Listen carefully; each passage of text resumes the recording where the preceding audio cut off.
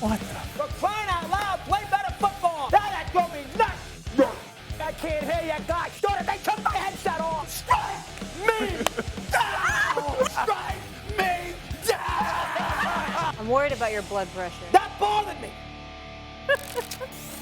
Oh, we have a good time on this show. You know, it's time for our favorite segment of the week. Austin Rivers is a rookie to see one up in person, so just buckle up. Mad Dog, I will hand it off to you, sir. Here's my question. Yeah. What are you mad about? I got 4 of them today. We're going to play a little bonus. Okay. You got 4. Okay. Is that okay with you? 4. I've listened to you for the last hour and a half. We should do 10 because you have not been sharp. So we're going to do 4. Wow. All right, here we go. Number 1. You know, listen. He was outside 6th Avenue after they won Game 5. Knicks and 6, and all that nonsense. And I'm a big fan. I've known him for a long time. He's a good sports fan.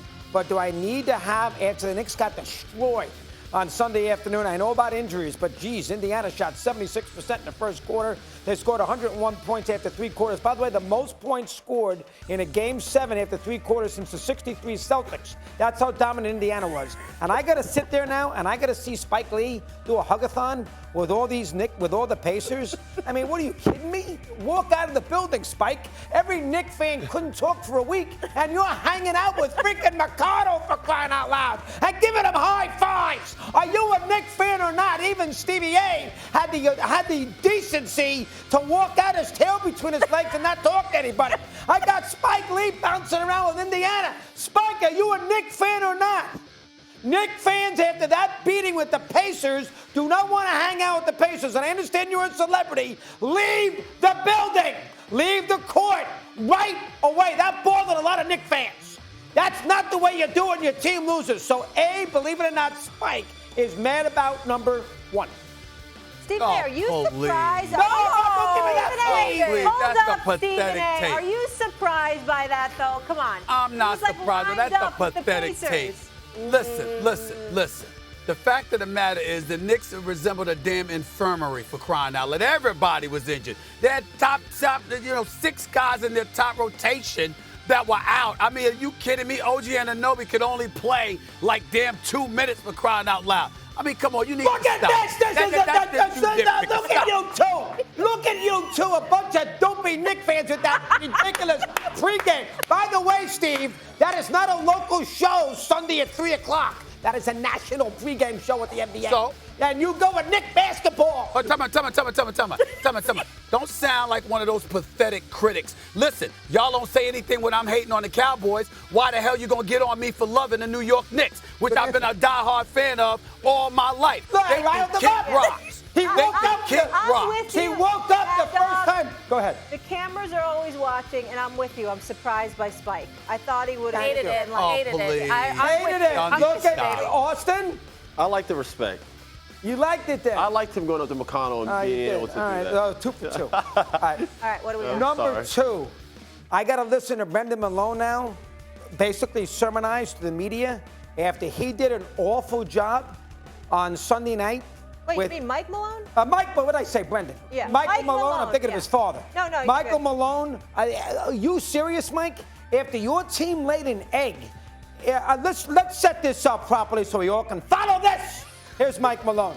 Sunday. How hard is it just to absorb a loss like this after going ahead by 20? Next question, man. The season's over. That's what's hard. Being up 20. The season's over. You don't understand that. The season's over. It's hard. Stupid ass questions. Ooh. Oh, hold on now. Mike. Your team was a disgrace on Friday night, Thursday night in Game 6. You're up 9-2. You lost by 50 points. You didn't even give Jokic a break. The guy was gassed in the fourth quarter there on Sunday in Game 7. He played everything but like 30 seconds in the game, and you're up 15 at the half, 23rd quarter. Give him a little blow so he's got a little something left. And here it is. I got to listen to you. And that's a very tricky spot for the media after you lost the 7th game and your team collapsed at home. The biggest loss in the history of the NBA at the halftime leading the Game 7. Biggest loss in the history of the NBA. And then you're yelling at the writers? That's a very tricky spot. I've been here 1,000 times. You're tiptoeing around minefields. You want to be delicate to the coaches and the players who lost a critical game like that. And you're upset and you're saying stupid-ass question. Mike, you know what's stupid? You're coaching in those last two games. Your team failed to show up in game 6, and you blew, historically, the greatest lead in the history of NBA playoff basketball. Take your licks. Wow. Number 2. Wow. I'm 100% right. You're 100. I would never argue with you. Stephen A? No argument. No argument. I don't got nothing. Wow. Austin? No. No, you did good. I totally like agree that with you. All right. Number 3. The NFL sells 2 games to Netflix for a Wednesday Christmas Day. Last year, Christmas, the Baltimore-San Francisco game was at night. So I can pretend I was in the presence. I had no interest. I can pretend I'm interested in those stupid games I play at my house with all the little nephews. I have no interest. Because I knew I had a ball game. So messed up. I had a ball game at 8 o'clock. The Ravens and the Niners. Couple cocktails, give me a gummy. I'll get to 8 o'clock and we can put Christmas to bed. Bye, Santa. And what happens this year? The NFL gives the games to Netflix and they put them on in the afternoon. 1 o'clock and 4 o'clock. I got my mother there. I got to pretend I'm interested. Here, Myers, there's a gift certificate. Here's another Soleil gift certificate, Mom. Here's Roger Sherman. Here's a hairdo appointment. That's what I got to do because she doesn't get up at the 1 o'clock. I missed the 1 o'clock game, which is Kansas City at Pittsburgh. And then I can't see the night game, the afternoon game, Baltimore-Houston, because I got to sit there and have a turkey dinner for Christmas that everybody burns in the LaBelle house. It is a disaster. And the excuse was, well, Netflix is a global brand, so people in Europe are going to want to watch it in prime time. Nobody in America cares about Paris. All right? Put the games on at night so we can get through Christmas with some eggnogs that can be half in a bag, bet my rear end off for the night game. This year I can't do that. Terrible job by Mike North. Number 3. I did it. How old is your mom? 90. She just turned it. What type of gummy? I like the cherry flavor. Oh, the cherry flavor of what? I don't know what it's called. I just eat them all the time. I got a bushel full of them. Yes. Don't give me that look, hot shot over there. You know I'm right. You are. I mean, the game on a Wednesday. You know, you're asking teams to play that may have played just three days earlier. I don't like it, but you know what?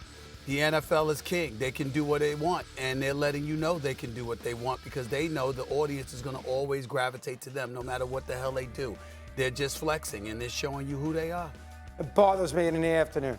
All right, number 4. Listen, you're not. I'll be working that. Like, I'll be working. you'll I be don't want to at a hear game. you complaining. You'll be at a game. That's fair. I get it. All right, number 4. And you know what I'll be doing. Yeah, you're mad at me because you know. family. Yeah. All right, number 4. All right. Christmas is a No wonder no wonder I broke my pitching wedge on my way to Europe on my 60th birthday 4 years ago when I took all my friends. I did ask Stephen A. He blew me off. You took all blew your me friends off. to Europe for your birthday? Yes, I What's did. it like being so rich? Well, we first class, British Airways. Anyway, good. to Pretty make a good. long Got story it. short, did you see? And so I didn't have a pitching wedge, and I struggled the whole 8 days. St. Andrews, I couldn't have a pitching wedge. Now I know why. Did you see this disgrace with the Delta people the other day? This is Eastern Tennessee State coming back from a golf thing, and look at the bad guys. Wow. Those are golf clubs. Oh my God! He's tossing them like that. That's ridiculous. Those are precious commodities, those golf clubs. Austin plays golf, so does his soft. No wonder my pitching wedge snapped and broke in half.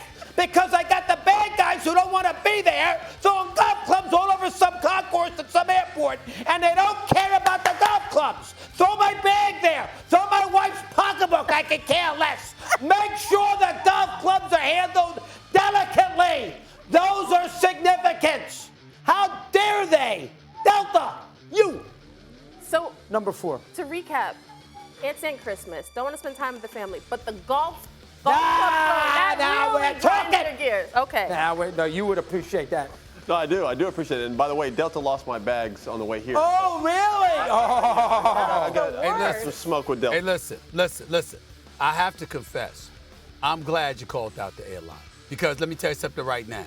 You know what? It's nothing more frustrating than landing, and especially even when you land on time and you got to wait 45 minutes to an hour for your luggage and stuff like that. That's why I or hate your to stuff get is back. damaged, or the combination of both. The airlines industry has gotten a bit slack in recent memory. It really, I'm glad you did it. I'm glad you did. Show some decency to a set of golf clubs. They do it with our luggage. But Like, the luggage, regular luggage. the clothes can't break, Kimberly. Golf clubs snap in half. And then you're on a road trip somewhere and you open up the golf bag and you got 2 clubs that are not usable. Not the wedge. That's it, my pitching wedge. It killed me. Look at this. Yeah. Oh, my God. What a disgrace. It's something with both hands. Yeah. Oh, my God. Yeah. That is terrible. Terrible, terrible, terrible, terrible, terrible. I am done. See you later. Nobody, you know what this segment proves, Molly? You know what this segment proves, Molly? What? Nobody's safe from Mad Dog's wrath on Wednesdays.